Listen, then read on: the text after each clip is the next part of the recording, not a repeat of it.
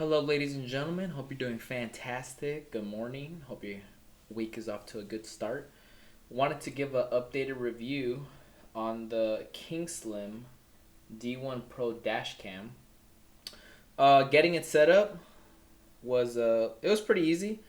Again, I mean the biggest thing I think I'm dealing with right now is where to run the cable. The parking monitor feature turned on right now when you move it and stuff like that. Actually, works pretty good for that. Uh, in regards to video quality, from what I could tell, driving, I'll pull some video of actually driving and showing how the front facing camera quality looks. It looks pretty good. I mean, kind of like a GoPro.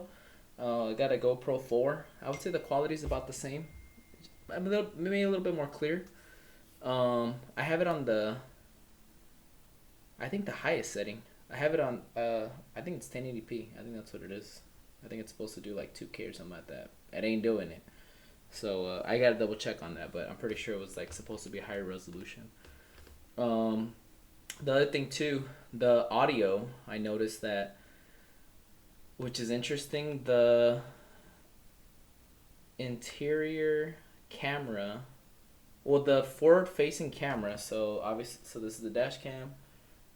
This is, if this is pointing out the windshield, this is pointing in towards the interior of the car. The audio gets picked up, even though the microphone's on the side. It gets picked up on this video recording a lot better than the forward facing. The forward facing is very muffled, which is cool. I just think it's weird that the file would not pick up the audio for both equally when the microphone is in the same spot. But yeah, the video quality for the interior of it is really good. I was reviewing some of the footage. It actually looks really good. Even even at night, I guess the infrared or whatever it may be that they put on the top for it to have a visual during the darker times. Actually looks pretty good. I went out this morning at 5 a.m. to the car, and looking at the film, it actually looked pretty good. Forward facing, same thing again. I'll pull some footage of that. One thing that is not good that just to give you a heads up on is the app support. They use an app called Roadcam app. That thing is garbage. My thought buying this was that in the event that a car gets broken into, whatever, if the camera gets snatched, also, I mean, if you're gonna break down, why not, right? Dash cam. That it would back up into the app. That's not the case. The only thing that the app does is it allows you, like if you have a GoPro, you can connect your phone to the Wi-Fi of the camera, which is great. Like, hey, whatever. And instead of viewing while you're connected to the phone, instead of viewing stuff on the little screen here or bringing it to your computer and setting it up, taking the SD card, all that, you're able to view it through the app as long as you're connected with Wi-Fi. And obviously that can't be at distance, right? I'm gonna try to see how it works. Well, I mean, regardless, I was gonna leave my car in the parking lot, see if I could reach it from my apartment, but regardless, it makes no difference because as soon as the Wi-Fi is off, even on the camera, if you're not on the Wi-Fi setting, it's done. Oh, camera got blurry. Sorry. It autofocuses. There you go. So the camera, if you're not connected to Wi-Fi, the app is useless. So I bought it on Amazon for $100. I think 105 or something like that. When I went on the KingSlim website, this one was on sale, $90. I think so. I think it was like a $15 difference, something like that. For the video quality, I mean, I guess. I still gotta really look at the front facing footage to see how clear it can capture like license plates and different stuff like that. But yeah, I mean, to be honest, a little disappointed. Maybe I made a mistake on my end, because the biggest thing I was looking for was something that had app support that would back up. I didn't need a lot of backup. You know, I'm pretty sure that's like a subscription based or something like that. But I did need some form of backup. You know, I mean, that doesn't really make sense. Like, to have an app that's supposed to work with the camera, if it doesn't back up some of the video footage, you know, even if it deletes it, whatever. I mean, you know, you could buy a subscription and stuff like that, but to me, that doesn't make sense as a consumer. That's kind of useless. I mean, why in the world would I be looking at that on my phone? I mean, I don't know. Maybe some people don't have a computer or something, but not the best thing for me. So I would say out of 5, I'll give it like a solid 3, like a 60%, 70%. We'll give it 7%. And just because the video quality seems to be pretty good. I ended up swapping the SD card.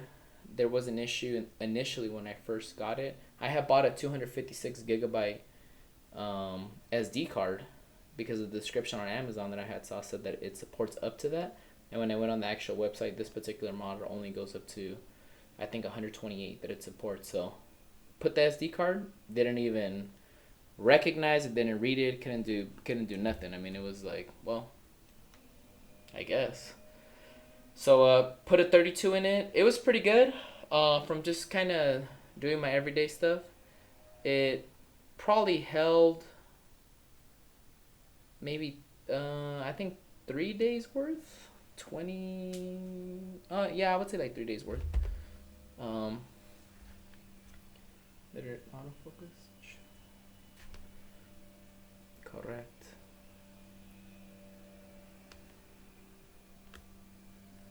Is that better? Okay, there we go. I'll try not to move so much. One thing too with the video formatting, so this video's not that long. I have it set for 3-minute loops. So even though it may be playing continuously as you're driving or whatever it may be, it will break it up in either 1, 3, or 5-minute increments, whatever you set. I think there's a setting to have it off, which it will just be a one long video. And I'm cool with the 3 minutes for now. It's like, all right, that works, you know. Just kind of see it, you know. I see the breakdown time and stuff like that when I put it in my phone and stuff. The other thing with the parking monitor system, so if the car gets shook or something like that, or it gets hit, it from what I could tell, I have it set on high, and it's just the right amount of sensitivity, like the car gets jolted slightly, stuff like that.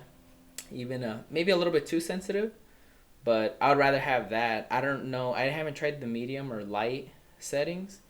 I'll try those. I kind of see if there's like a major difference, stuff like that. But I like the high because I would rather it capture more than less. And when it does do that, when it records for 30 seconds. So it'll turn on. You know, as long as the camera has the power source, you know, while you're driving around, stuff like that, it should be fully charged. It seems to charge pretty quick. The eternal battery, I don't know how much runtime it'll give you.